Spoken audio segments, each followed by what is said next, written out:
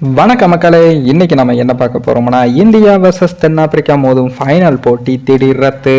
Reserve நாள் இருக்கா? ICC வெளியிட்ட அதிரடி அறிவிப்பு.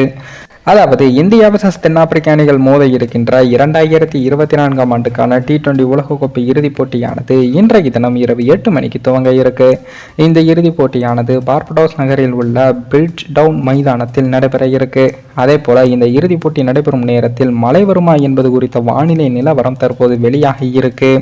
வானிலை அறிக்கையில் குறைந்தபட்சம் 40% முதல் அதிகபட்சமாக 75% வரை மழை பெய்ய வாய்ப்பு உள்ளது என்றும் கூறப்பட்டு இருக்கு.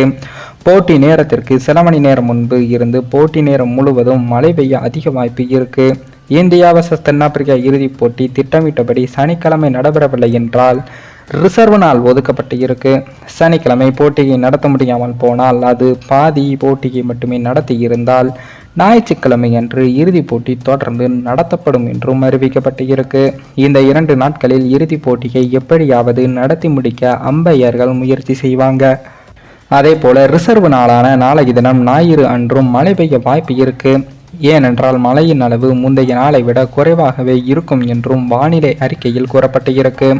இந்த போட்டியில் 2 அணிகளும் குறைந்தபட்சம் 10 ஓவர்கள் ஆடினால் மட்டும்தான் முடிவை அறிவிக்க முடியும் என்ற விதியும் இருக்கு. சனிக்கிழமை மற்றும் ஞாயிற்றுக்கிழமை என 2 நாட்கள் உள்ளதால் எப்படியும் இந்த 2 நாட்களுக்குள் போட்டியை நடத்திவிட முடியும் என்ற நம்பிக்கையும் இருக்கு. ஆனால் சனிக்கிழமை என்று பெய்யும் மழையால் இந்த போட்டி நடைபெற உள்ள பிரிட்ஜ் டவுன் மைதானத்தில் அவுட்ஃபீல்டு பகுதி மிக மோசமாக பாதிக்கப்பட வாய்ப்புள்ளது.